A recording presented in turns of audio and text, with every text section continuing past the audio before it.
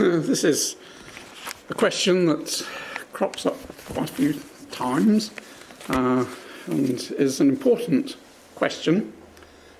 Was the flood global or local? Well, I'm just going to put up some key points. One is that God told us that in the latter days, scoffers would arise who would doubt that there was a flood. So that is indeed quite an important thing for us, because we believe we're in the latter days, and we would expect that people would scoff at the idea of a flood.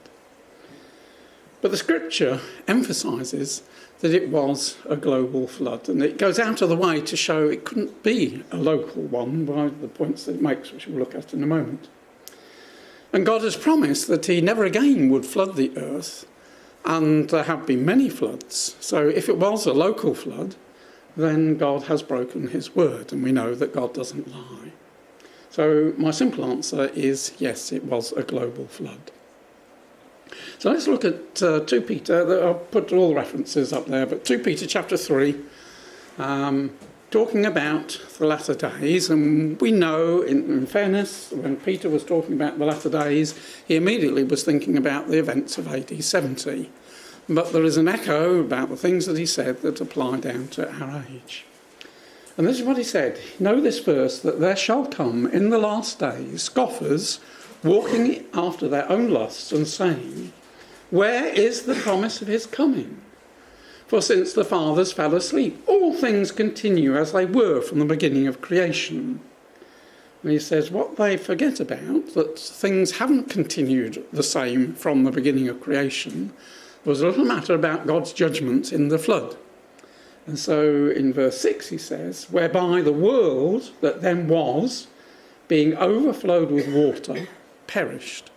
So he was saying there will be people in the latter days who wouldn't believe that there was this perishing of the world by a flood. Now, Jesus believed in a universal flood. We just take that last verse of Matthew 24 and verse 39, that they went into the ark, he believed they went into the ark, and knew not until the flood came and took them all away. So shall also the coming of the Son of Man be. So Jesus believed that in the time of the flood, only those in the ark survived. All the rest were taken away.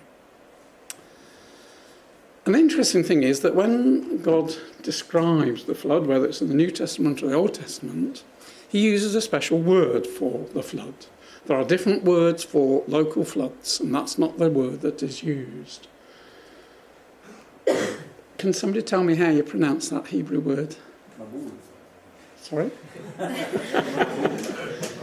Mabul. Oh, that's how I'm going to pronounce it, but it means a deluge. And normally it's the Mabul, the deluge. And that distinguishes it from other words that are used, because there are floods described, local floods that are described elsewhere in the scripture, but that's a different word. When we come to the New Testament, and Jesus talks about the flood, or Peter about the flood, then it's the cataclysmos, from which we get a cataclysm. So something outside the normal course of events. So that's another indication. But when we read the account, and I've just put up the appropriate verses from Genesis chapter 7 and verses 19 to 23, you can see the great emphasis that is made upon everything. The waters prevailed exceedingly upon the earth. All the high hills that were under the whole heaven were covered. 15 cubits upward did the waters prevail, and the mountains were covered. All flesh died. Fowl, cattle, beast, every creeping thing, every man, all in whose nostrils was the breath of life, of all that was in the dry land died. And every living substance was destroyed, which was upon the face of the earth, both man, cattle, creeping things, fowl of the heaven, they were destroyed from the earth. And Noah only remained alive, and they that were with him in the ark.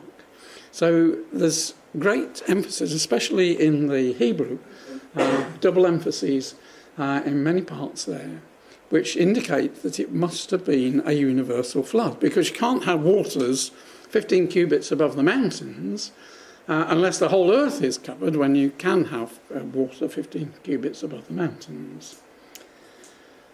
And as a writer remarked, what more could you add to that account to make it a universal flood? It's gone out of its way to describe it as being universal.